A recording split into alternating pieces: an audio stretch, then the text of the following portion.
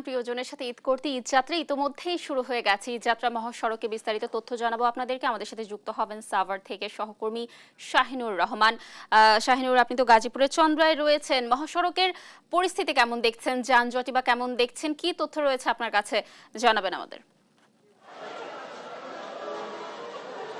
লাবণী, আপনাকে ধন্যবাদ। আমি কিন্তু এই মুহূর্তে আছি গাজীপুরের চন্ডা এলাকায়। আপনি দেখতে পাচ্ছেন যে সকাল থেকে কিন্তু যেরকম ভিড় ছিল তার চাইতে কিন্তু অনেকটা বেড়ে গেছে। এখন আমরা দেখতে পাচ্ছি প্রতিনিয়তই কিন্তু গাড়ি এবং মানুষের চাপ কিন্তু বেড়েই চলেছে, এমনটি কিন্তু আমরা দেখতে পাচ্ছি। আপনি দেখতে পাচ্ছেন যে মানুষ যেভাবে পারছে কিন্তু তারা তাদের গ্রামের বাড়ির উদ্দেশ্যে কিন্তু রওনা দিয়েছে ইতিমধ্যেই।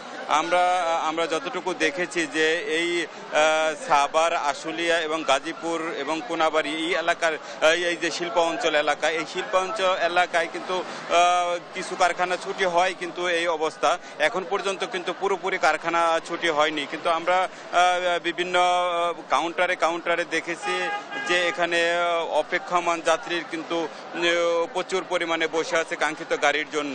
এবং সেই সাথে আপনাদেরকে জানিয়ে রাখি যে যেভাবে পারছে যাচ্ছে, অনেকেই কিন্তু বিভিন্ন খোলা পিকআপের মধ্যে যাচ্ছে, বাসে যাচ্ছে। এবং আমরা দেখেছি যে ফিটনেসবিহীন যে বাস আছে, এই বাসেও কিন্তু অনেকেই তারা গ্রামের বাড়ির উদ্দেশ্যে রওনা দিয়েছে, এমনটি কিন্তু আমরা দেখতে পাচ্ছি।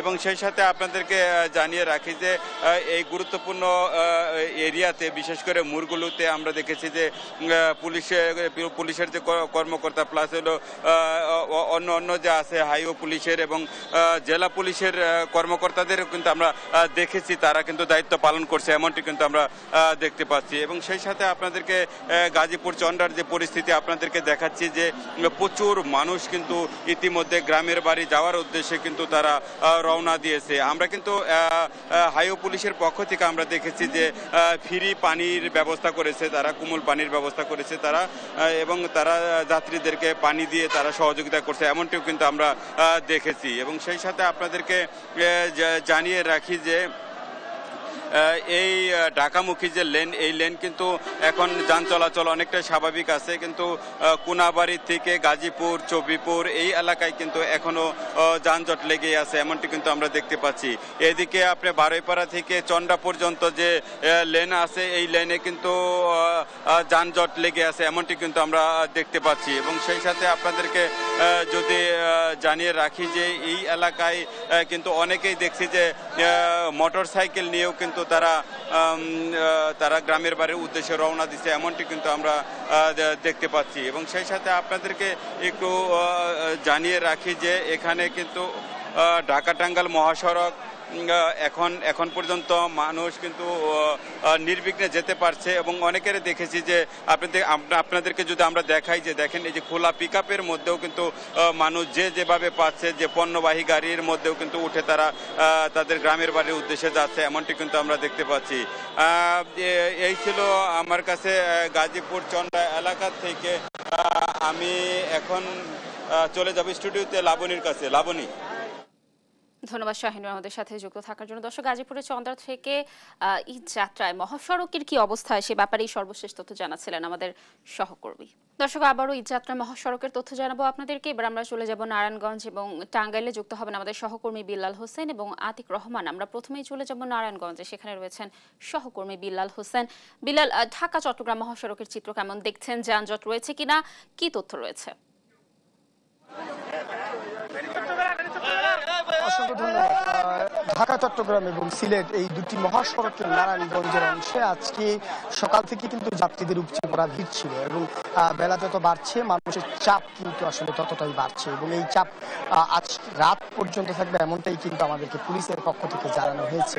তো ঢাকা চট্টগ্রাম মহাসড়কের সাইনবোর্ড থেকে মেঘনা টোল প্লাজা পর্যন্ত যে 30 কিলোমিটার এলাকা রয়েছে, এর পাশে যে বাস কাউন্টারগুলো রয়েছে এখানে কিন্তু আজকে মানুষের উপচে পড়া ভিড় লক্ষ্য করেছি আমরা সকাল থেকে। তবে যাত্রীদের যে অভিযোগ, অর্থাৎ নির্ধারিত সময় বাস না আসা এবং বাড়তি ভাড়া, এই দুটো বিষয় কিন্তু আমরা সকাল থেকে দেখছি।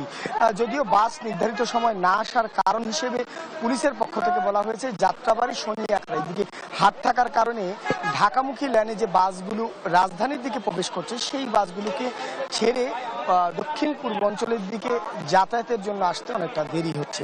এসব কারণেই মূলত যাত্রীরা অপেক্ষা করছেন, অর্থাৎ সকাল 10টা 11টা সেই সময় যাত্রীরা এসেছেন তারা কিন্তু এখনো এই বাস কাউন্টারগুলোতে অপেক্ষমান অবস্থায় বসে আছেন।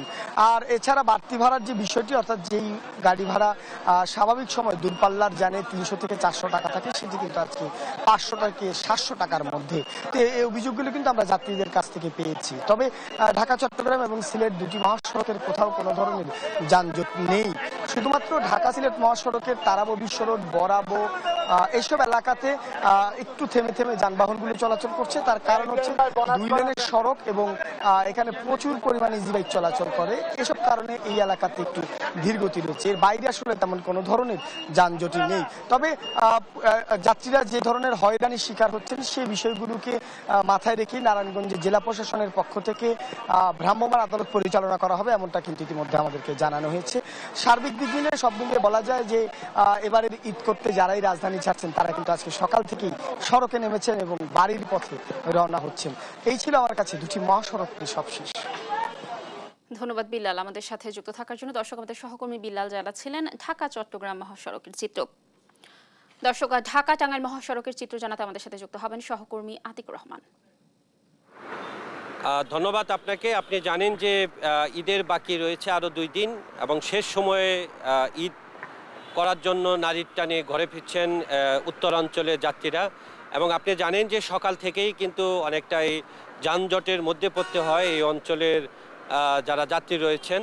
এবং আপনি দেখতেই পাচ্ছেন এখন কিন্তু অনেকটাই সড়ক কিন্তু অনেকটাই স্বাভাবিক গতিতে যানবাহন চলছে। এবং আপনি জানেন যে ভোর রাতে থেকে আসলে কয়েকটি সড়ক দুর্ঘটনার কারণে কিন্তু অনেকটাই এই অঞ্চলের যাত্রীদের কিন্তু চরম ভোগান্তির মধ্যে পড়তে হয়। এবং দীর্ঘ 7 ঘন্টা কিন্তু এই যানজট এবং ধীরগতির মধ্য দিয়ে এই অঞ্চলের যাত্রীরা কিন্তু তারা ঘরে ফিরেছেন। তো এখন অনেকটাই স্বাভাবিক গতিতেই এই মহাসড়ক দিয়ে যানবাহন চলছে। এবং গেল 24 ঘন্টায় কিন্তু অনেকটাই বঙ্গবন্ধু সেতু দিয়ে প্রায় 3 কোটি টাকার উপরে টোল আদায় হয়েছে। এবং আপনি জানেন যে যেহেতু আরও 2 দিন সময় রয়েছে ঈদের, অনেকটাই আমরা খবর নিয়েছি যে চন্দার এবং গাজীপুর অঞ্চলে অনেক যারা গার্মেন্টস কর্মী রয়েছেন তারা কিন্তু হাজার হাজার যানবাহনের জন্য অপেক্ষা করছেন। এবং সন্ধ্যার পরের থেকে অনেকটাই গাড়ির চাপ বাড়বে বলে এমনটি জানিয়েছেন যারা যানবাহনের চালকরা রয়েছেন। এবং আপনি জানেন যে পুলিশ প্রশাসন কিন্তু অনেকটাই তারা কিন্তু এই মহাসড়কের নিরাপত্তার কাজে রয়েছেন।